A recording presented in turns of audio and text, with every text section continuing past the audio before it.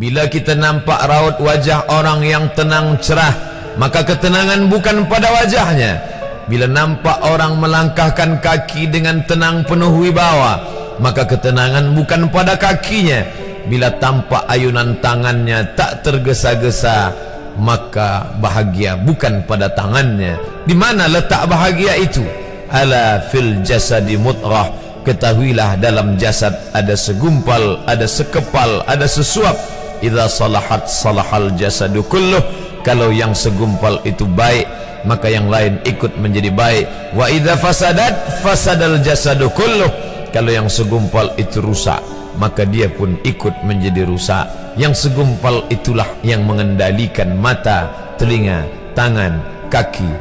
Yang segumpal itulah tempat rindu, benci, marah, ridha, ikhlas, fasik, hasad, kufur. Di sanalah bersemayam rindu dan benci. Maka jangan terlampau benci. Habib habibaka haunamma. Kalau kau sayang, sayanglah secukupnya sahaja. Karena boleh jadi hari ini kau sayang, besok berubah menjadi kebencian. Kalau kau benci, bencilah secukupnya sahaja. Boleh jadi esok pagi dia menjadi orang yang tersayang. Berapa banyak puan-puan berkata, siapa itu? Itulah orang yang dulu paling aku benci. Tapi hari ini masih ada juga benci, tapi tak banyak. Oleh sebab itu maka dijaga dia. Yauma la yanfa'u malun. Hari itu tak ada guna harta, wala banun, tak ada guna anak, illa man atallah, kecuali orang yang datang menghadap Allah biqalbin salim, dengan hati yang salim. Qab lam ba, qallaba, berbolak-balik. Qallaba, tidak selamanya bahagia.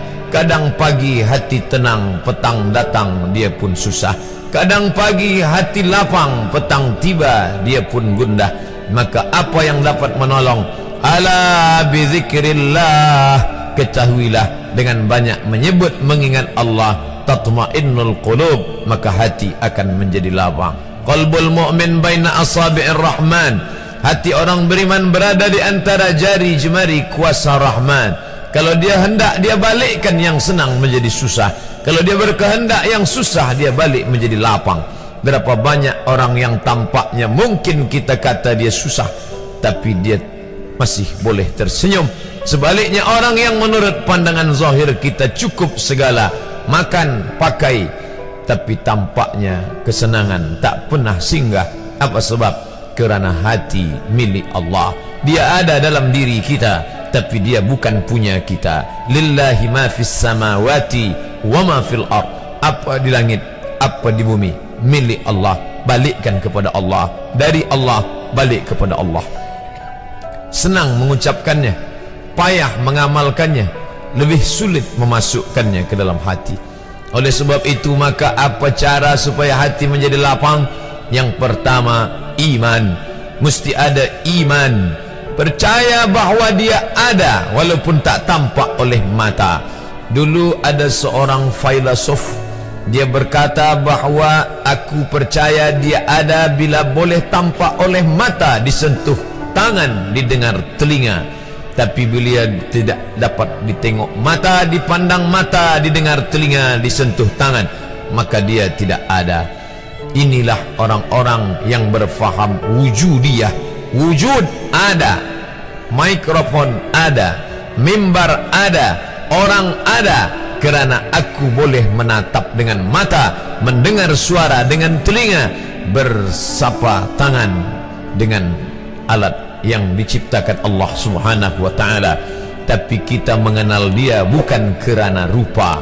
Bahkan bila kita pejam mata nampak berbagai macam rupa, itukah dia? Bukan. Walam yakul lahu kufuwan ahad. Bila kita pandang tengah malam tampak bermacam warna rupa, itukah dia? Ma khatara bibalik fallahu laisa kadzalik. Apa yang terlintas di hatimu, maka dia tidaklah seperti itu.